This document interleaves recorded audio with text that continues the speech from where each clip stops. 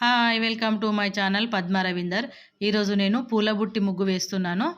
7 చుక్కలు పెట్టుకున్న తర్వాత ఫస్ట్ దాని మధ్యలో పెట్టుకుంటూ రెండిటి మధ్యలో ఒక్కొక్కటి పెట్టుకుంటూ ఇలా రావాలి. ఒకటి వచ్చేంత వరకు మనం పెట్టుకోవాలి. ఇప్పుడు 3 వచ్చినాయి కదా, 2 1 ఇప్పుడు వచ్చినాయి కాబట్టి ఇప్పుడు ఫ్లవర్ మూడుటికి ఇట్లా లైన్స్ గీసేసుకొని ఫ్లవర్ లాగా గీసుకోవాలి. ఇక్కడ చుక్కు ఉంది కాబట్టి దీన్ని కలపాలి. ఇటు లేదు కాబట్టి మనం పెట్టేసుకోవాలి. చుక్క పెట్టుకొని కలుపుకోవాలి. ఇప్పుడు మనం చుక్క పెట్టుకోవాలి. ఇక్కడ చుక్క పెట్టేసుకొని ఇలా ఫ్లవర్ లాగా దించేసుకొని మళ్ళీ ఇటు కూడా సేమ్ అంతే యథావిధిగా ఇలా 3 చుక్కలు గీసేసుకొని ఫ్లవర్ లాగా ఇలా గీసేసుకోవాలి. 2 ఫ్లవర్స్ అయిపోయినాయి కదా.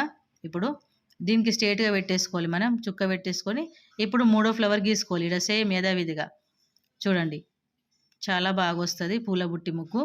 మనము పూల బుట్టి పువ్వులు పెట్టుకొని బుట్టి ఎలా పట్టుకొని పోతామో అలా కనిపిస్తుంది. సేమ్ ఇలాగే ఇలా చుక్కలకు కరెక్ట్ గీసేసుకుంటే మనకు 3 వచ్చేసినాయి కాబట్టి మధ్యలో ఖాళీగా కనపడకుండా మనము ఫ్లవర్ విచ్చుకుంటే ఎలా ఉంటుంది, మధ్యలో అవి వస్తాయి కదా, ఇలా పెట్టేసుకోవాలి. డిజైన్ కూడా చాలా బాగుంటుంది. మధ్యలో దాన్ని కూడా అలా యథావిధిగా పెట్టేసుకోవాలి. పైన మనము హ్యాంగింగ్ పెట్టుకోవాలి. మనం పట్టుకోవడానికి ఇలా ఉంటుంది కదా, ఇట్లా రౌండ్గా గీసేసుకోవాలి. ఒక్కటైతే తెగిపోతుందని 2 పెట్టేసుకోవాలి. ఇప్పుడు మనం ఇది పట్టుకునేటప్పుడు జారిపోకుండా పైన మనము గ్రిప్ కోసం ఇలా గీసేసుకోవాలి. ఇలాంటి ముగ్గు వీడియోలు మరిన్ని రావాలంటే లైక్ చేయండి, షేర్ చేయండి, నా ఛానల్ని సబ్స్క్రైబ్ చేసుకోండి. సైడ్లకు కూడా ఇలా ముగ్గు వేసేసుకోవాలి. ఖాళీగా ఉంచకూడదు. ముగ్గు ఎప్పుడైనా 3 సైడ్లో వేసేసుకోవాలి. ఇంట్లోకి ఆహ్వానిస్తాం కాబట్టి ఇంకో సైడ్ పెట్టకూడదు. ఓకేనా.